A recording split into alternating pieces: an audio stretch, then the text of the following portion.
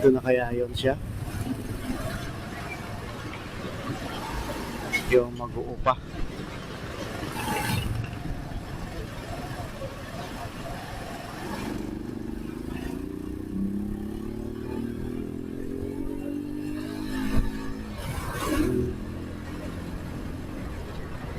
Tama ba yung framing? Okay ang frame? Okay ba yung frame ng ano ko? Oo, pindutin mo sa taas. Ganun lang, pindot lang naka-isa. Bumukas yung display. Tama ang frame, hindi masyadong mataas. Okay.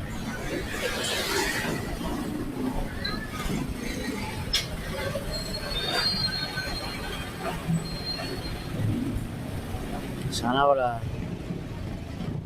Sana wala lang. Ha? Hindi OB. Naka point of view? Nag-record? Okay. Nagbo-blue siya pag nag-record.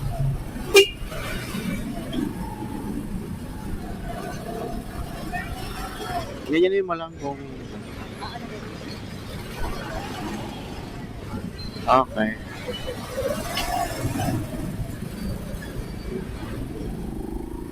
Palagi ko mas stable siya sa ganyan. Hindi na siya masyadong ma-shaky. Oo. Kasi dito sa motor, ma-vibrate.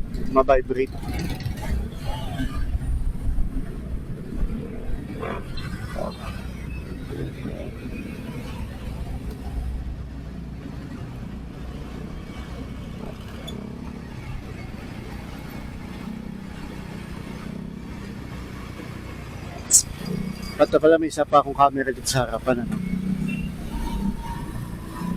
Vlogger na vlogger. Nga pala, pupunta tayo ngayon sa Naik. Masyala namin yung aming bahay.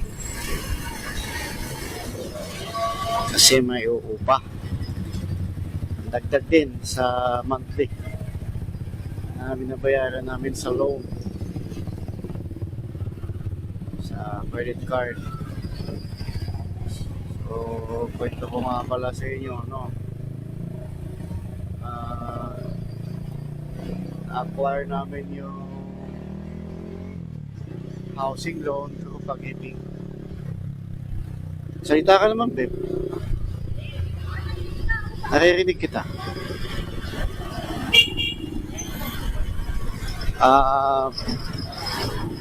Hindi ko sure kasi malayo yung mic eh. Pero narinig kita. Narinig mo yung sasabi ko, di ba? Hindi para hindi ako masyado maligaw. Siya sabi ko. Ayan, sana nga ba tayo? Kwento ako habang nagda-drive.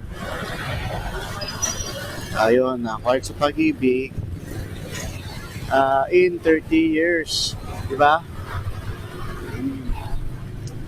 Ngayon, habang nasa Pag-ibig, provide kami ng monthly amortization na 5.5. Consider namin 5.5 pero hindi naman talaga 5.5. Kasi minsan may dahil may monthly dues yun, kasama na yun, pinix na. So, ngayon, dahil inisip namin na masyadong matagal yon 30 years, tapos 5.5. Ang nakita namin doon sa document na kapag nagbabayad kami ng monthly, ay nababawas lang ay 700. So, 700 lang nababawas sa principal. So, parang nangyayari 4,000 ang interest. Diba? Kaya, nag-antay kami at nag-abang kami na mayroong promotion dito sa credit card. para yun ang maging gawin namin para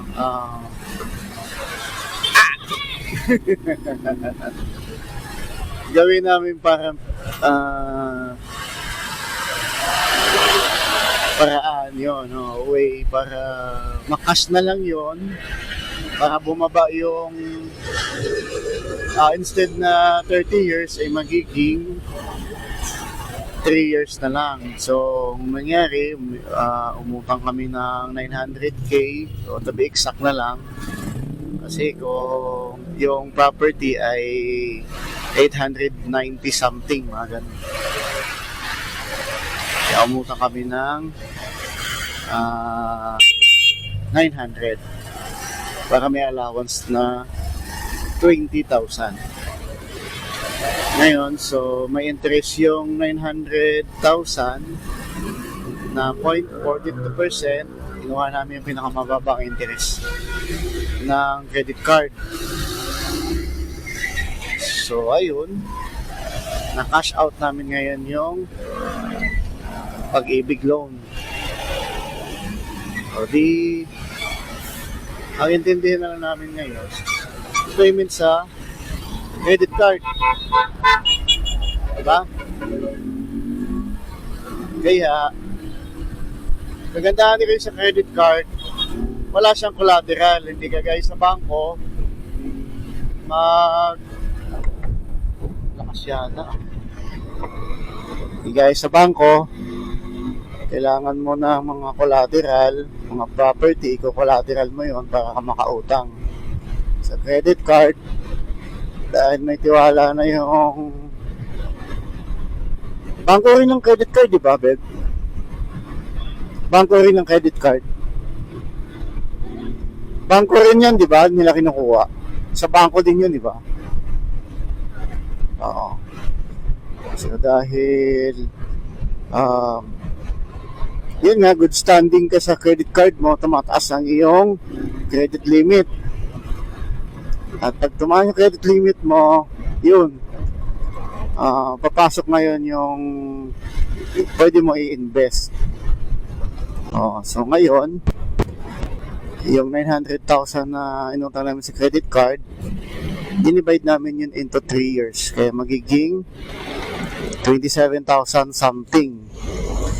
Pero ang gagawin namin, babayad kami ng 30 years. Ay, sorry. Babayad kami ng 3 years. Kaya divide yun sa 3 years, so magiging 30,000 ang monthly noon sa loob ng 36 months. So, ayun. Kakaumpisa lang namin magbayad. Mga nakatatlong buwan na, no? So, naka 90,000 na. So, may 2 years mahigit pa. Bakit paano kaya namin yan mababayaran ng 30? Medyo mataas. So, syempre, malamang tatanungin niya yan.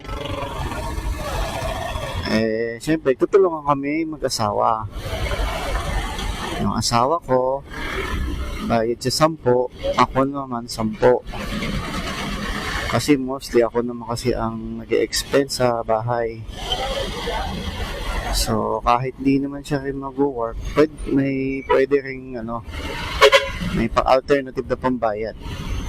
Dahil mayroon kami mga businesses, gaya ng paupahan at saka boundary sa mga tricycle.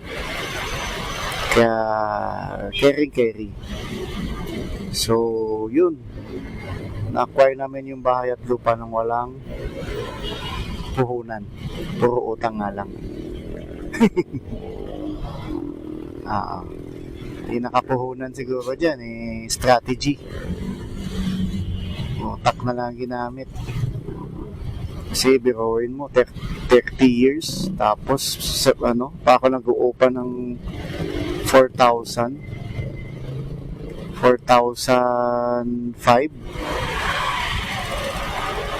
Ay di ngayon, amin na. Kami na ngayon nagpaupa. Hindi mabawasan pa dun sa 30,000. konti na lang.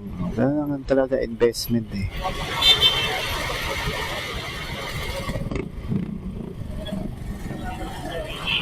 Oo, bumaba ang importante, bumaba ang duration nung years. Pero same lang din ang pupuntahan. Kasi kung magpag-ibig pa, umaabot ng 1.9 million eh. So, nabawasan ng duration, nabawasan pa nung price, half ng presyo. Tsaka interest. So, maraming pros. Maraming advantage. Ayan.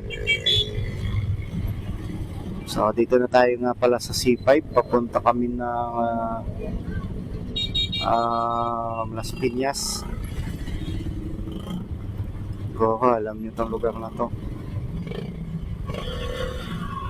Mainit. Medyo mainit. Maganda rin ang panahon. Mas okay ito kaysa sa maulan pag tayo'y raiders. Kasi ang init, kayang gawa ng paraan. Pero yung ulan, pwede rin naman gawa ng paraan. Kaso hassle. Kakapote ka. Tumatakbo ka, basang-basa yung paa mo. Kahit sabihin mong mayroong pang boots dyan or bota o yun nga, hanggang papasukin pa rin ang tubig yan si dadaan yan sa mga singit-singit hanggat may butas. Speaking of bota, nilagyan lang pala ng S, butas.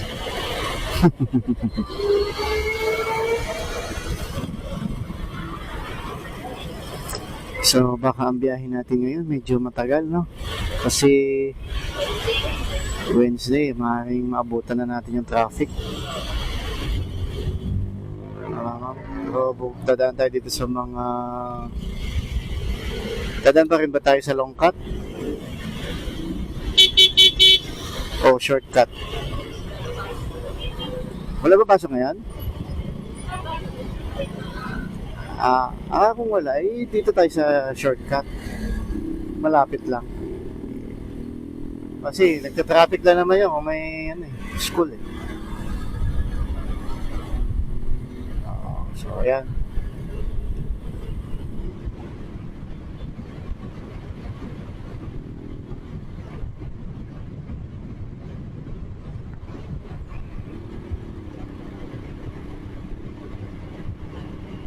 Subukan ko itong ginawa ko kagabi, yung pagmamount ng camera sa ibabaw ng helmet ko. Sana stable para maging maayos na yung pagbablog ko sa inyo.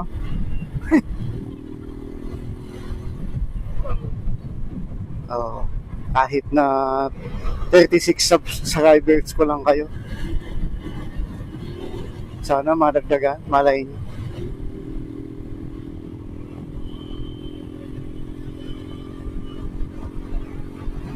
Gagawa na rin kami ng motovlog page. Baka ito ang kauna-unahan kung stable na yung aking camera, diba? Kasama ko nga pala ang aking asawang cute.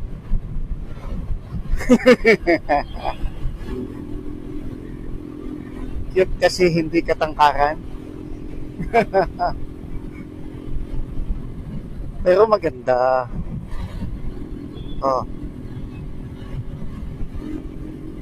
Very aka pa.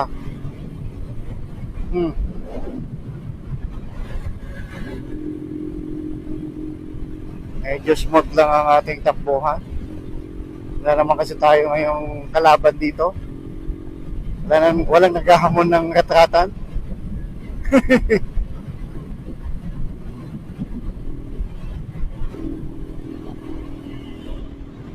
Papansin mo kasi yung may naghahamon ng retratan pag sa stoplight, tapos magbobomba-bomba, tapos titingin sa'yo.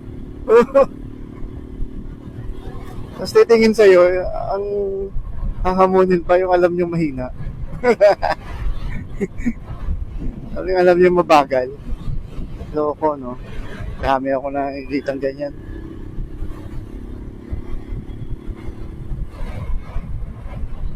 O yan, dito na tayo. Lumakalampas na tayo ng SM Sukat. Pupunta na tayo ngayon kay Villar City. Villar property ba to?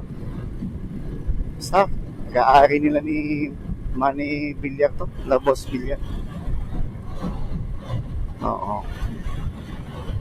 Ang dami na nila, oh. Mayroon na silang toda rito.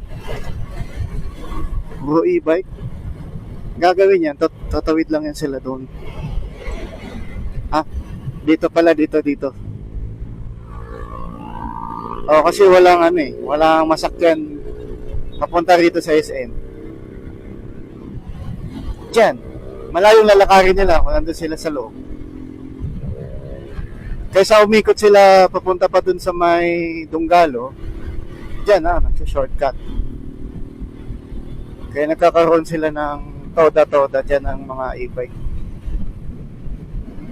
Alamang mga parokyano siguro niyan, mga rin sa SM, mga empleyado.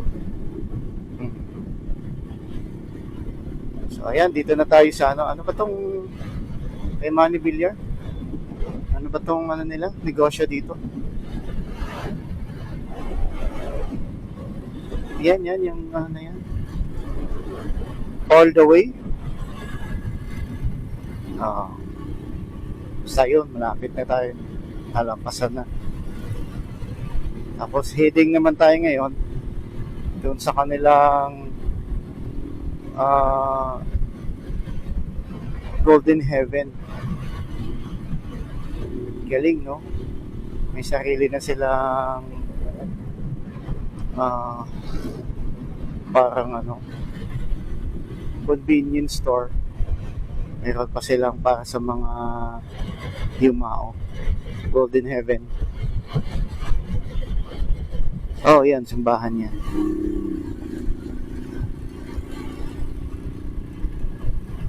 Simbahan, tapos sa likod yan, sementeryo. Tinatawag na Golden Heaven Center. Okay, dito tayo sa baba, kakaliwa.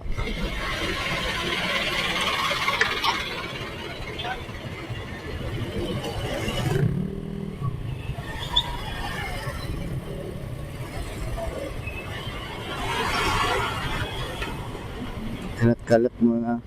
Kalam kung anong mga pwede natin content dito sa papunta ng Naika. Ano kaya? Tapos na ako sa housing loan.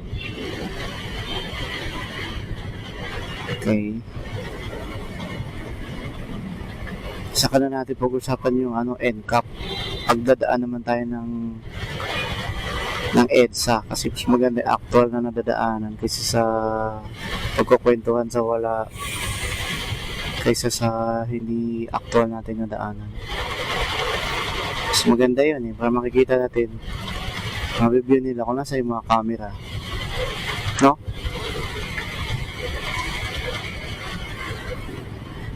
Okay.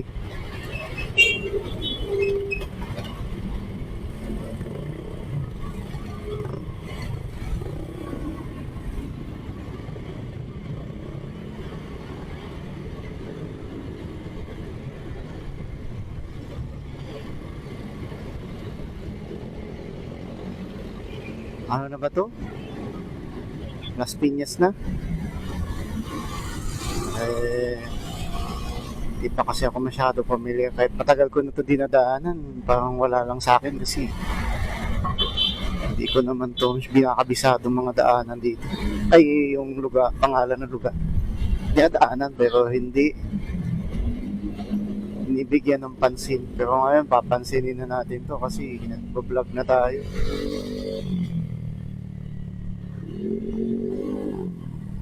So, yan nga pala papagas yung yung sikat na vlogger, yan. Si Soloista. Diyan lagi ng papagas kasi nanonood ako ng vlog nun eh. Lahat ng vlog nun. So, shout out sa'yo, Soloista. The best. Kaya alam ko rin kung saan ka nakatira eh, kasi nakikita ko dito pag dito ka pumapasok eh. Dito, oh, yan. Diyan. Ay, hindi. Sa kabila. Ay, lampas na pala. Oh. Yeah. Tapat nga pala ng McDo yun. Yan siya nagpapagas bago mag-vlog. Tapos maglalamove.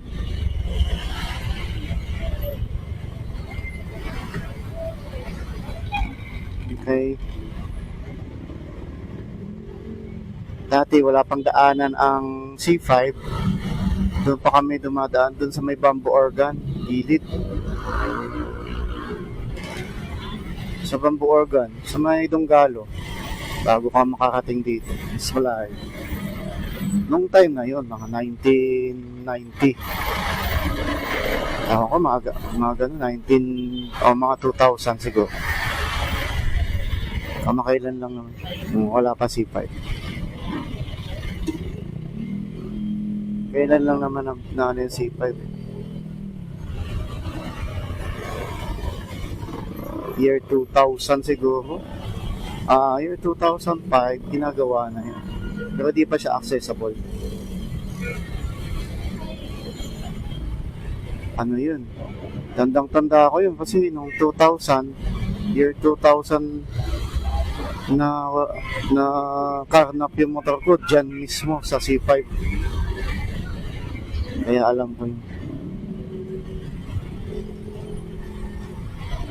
Minig ang tugang katawan ko naman. Tutukan ka ba naman ng bakal eh. Kala ko nga puputok eh. Yun lang, hindi. Hindi mo na ako makilala, babe. Kung di mo na mahina ba ang ano ko, ang dating sa'yo?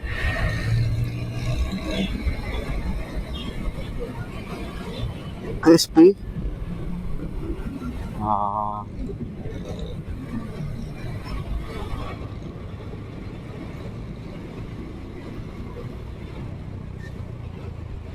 Wala na sa isip ko yung sinasabi ko eh.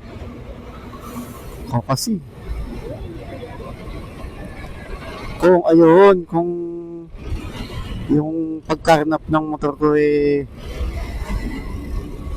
yung tinotok yung bakal eh, tinuloy yun, wala na si Lloydie.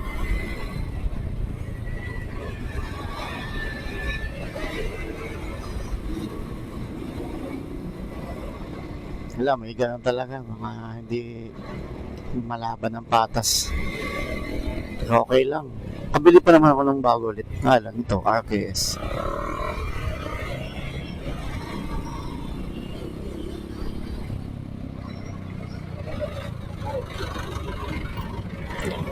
Marami pa pala mga pwedeng i-content.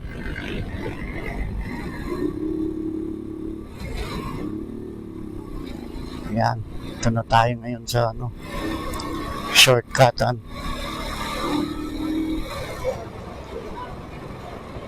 Yun nga, hindi ko alam eh. Kasi wala akong map eh. Nasaan na ba tayo? Ikaw nga mag-map, Deb. Kaya nalalaman ko saan na tayong lugar.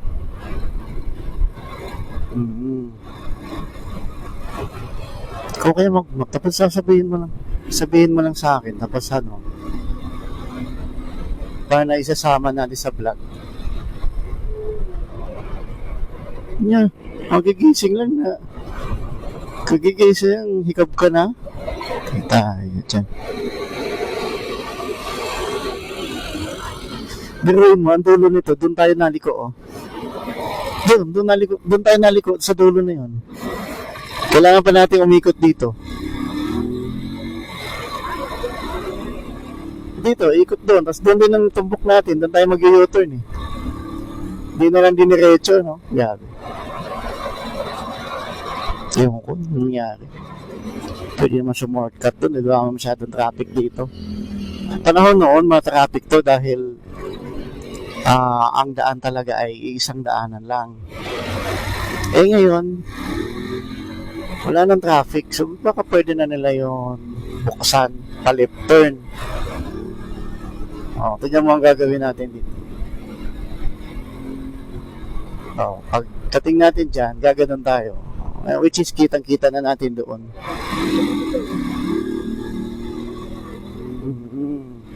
Yan siya sabi ko sa iyo eh. Ayan o.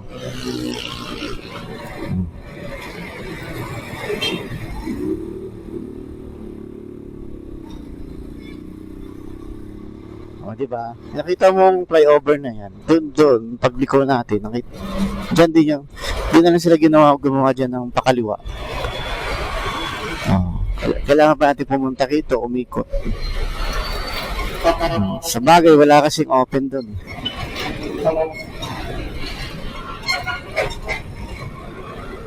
Sarado yung ano, may bangketa. May hump, may tawag yan. Gutter, ayun.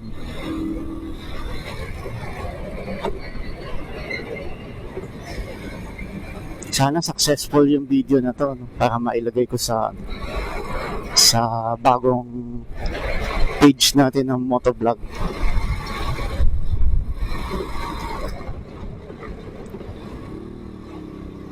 Ayan, dito tayo sa Bacoor. Kita nyo naman, may placard.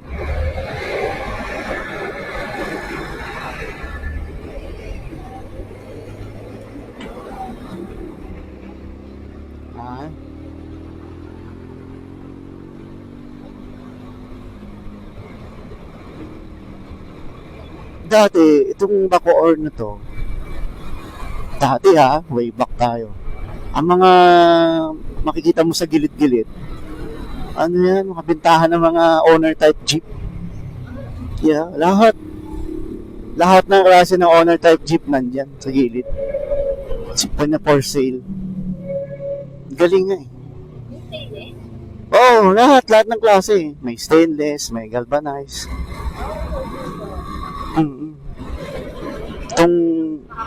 Itong Bacoor.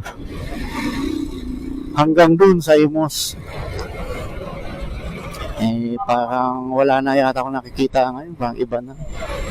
Kasi pinace out ng jeep. Kaya ganda sa Honda type jeep, hindi siya napapaso. Ibig sabihin, hindi siya naluluma. Parang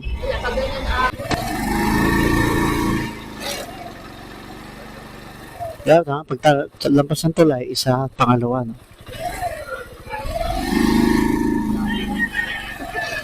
Oo. Tinadtad na ng humps eh.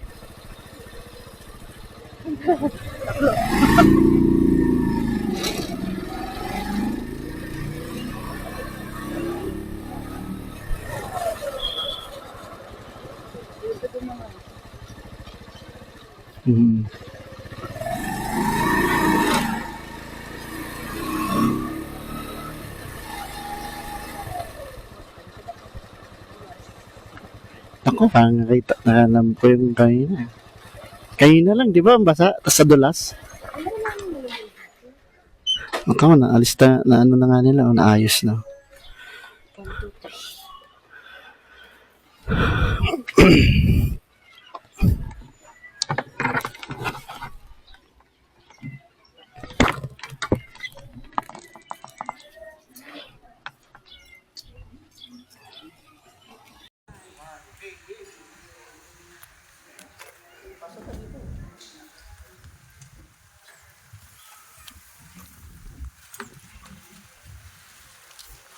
Hello mga ka-tenant. So ito nga pala si Ate Bibian, ang bago nating tenant dito sa bahay namin. Bahay ko. Bahay namin mag-asawa. Upa niya pala ngayon dito ay 3.5. So, hali kayo. Punta natin, pasokin natin ang bahay. At i-ano natin, i-assessment para chichikan natin. Okay? So, tignan natin yung mga sakit. Isa, dalawa, tatlo. So, tatlong sakit yan. So, yan, chichikan natin yung maayos. So, maayos naman yun ay. Tapos yung door and up. Ito. Yan. Lahat mayroon. Ha? Nay, mayroon, no? Oo. Kasi yan, kasi maliit na sisira eh. 1, 2, 3. Sa mga bata lang kaya nga. Window jealousy, yan ang natin. Ano yan ang utang mo? Dalawa. Wala ang bata lang sa labas. Yan ang utang mo, dalawa ha. Dalawa ko lang. Dalawa ko lang. Baka magbalik na lang namin, sukatan. Tapos pagawa ko na lang namin. So yan, tingnan mo yung mga jealousy. Yan. Isa, dalawa, tatlo, apat, lima. Ayan, lima ang jealousy yan. Kailan ka babalik? Kung dala ng ano, pang-gari na. Oo. Dalawa kulang. Ang landi ng kortena. 2 glass. Wala. Toilet and bowl. Ito yung toilet. Ito yung bowl. Check natin kung okay ang tubig. Okay, good. Maayos siya na ha. Yan. Okay. Tapos, ang bowl, tingnan natin baka mamaya May maligno. may tayo, tas walang tao. Oo. Yan. Nag-auto, flash. Oo, may walang tao, may tao. So good. Siguro yan, linis na lang yan. Nangitim sa Oo, sobrang tagal. bibilang ko lang ng muriatic eh. Oo. Sa powder. Tapos, toilet bowl. Good. Tapos yung Shower. shower. Kung may tapat. Ayan, ito ang open na yun. Yan. Andiyan, si Lilin. Ito sa shower. Ito sa pagtapos mong mag-poke. Hugas yung puwet. Wet. Hindi ako sanay dyan, tabo talaga ako. Yan.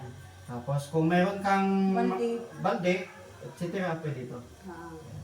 Basta doon sa tabi, sa shower yun. Dito shower. Ito sa bidet. Pabidet ka pa ha. Hindi kami nagagamit Tapos, yan. Hindi kami sanay. Receptac yan. Iba itong mga receptac. Magtabo lang kami. Ito yung lagayan ng mga ilaw. Yan. Dalawa. Mga ilaw, maayos yan ha. Dalawa lang. Ito sa kabila. Sa likod meron? Ako, meron. Ito automatic dito nag-on sa gabi. Pero kung ayaw mo siyang gamitin sa gabi, titipid ka ng ilaw, isara mo lang to. Isa lang ito. Kasi ngayon, dahil walang tao, lagi naka-auto on yan. Sa amin ha. Tapos dito sa harap, meron din. Sa labas meron din. Yes. Ganun din po. Pwede mo i-off, pwede mo siyang i-on sa gabi. Kasi sa araw, di ka naman mag-iilaw. Buwanag eh. So ayan ha. Ayos. Ay, nagtipid ko rin eh. Okay.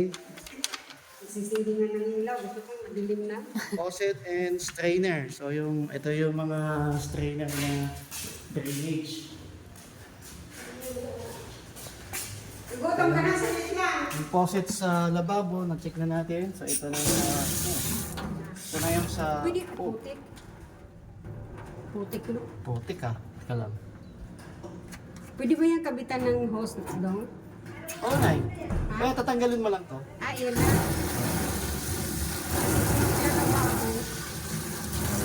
Tatanggalin mo lang ito, Nay. Ayan lang. Putik ka na. Nagbara to lang. Nagbara? Kasi lumabas putik. Yan. Lagay mo lang siya Oo. para may salaan. Salaan yan? Ayun pala yun. Ayan. Tapos may strainer, good. Pati Malapit yung... ba dito bilhin ng tubig inuman? Wala. May nagana yata dito, nag-deliver. Abangan nyo lang yung sa umaga. Abangan ko na lang. Itanong niyo po sa... Dito tayo sa kabila. Ang drainage niya. Ito, good to ha. Yan, strainer. Yan, yung strainer eh. Kasi mostly yan ang sisira. Tsaka ito, yan, good siya. Kasi walang barahan ay. Walang barahan. Oo, saglit lang. Gutom mo sa tuwan mo na ito. Kasi yung iba, sa nag-uupa, binabarahan. Eh paano kasi? Burara. Burera eh. Ay ako yung naglalagay kaya ako ng basurahan sa CR ng mga balang na shampoo. So, okay na. Faucet and strainer, so good. So, ayan. Si Nanay, ang bago nating tenant sa bahay natin dito sa Naik. Sa Hillsview Royal sa Phase 5 Subdivision. Kasama kanyang anak. Ano lang dalawa. Silang dalawa lang. Wala kang inika. Okay, so ayan mga lods. Wala kang marinig Bye. na boses.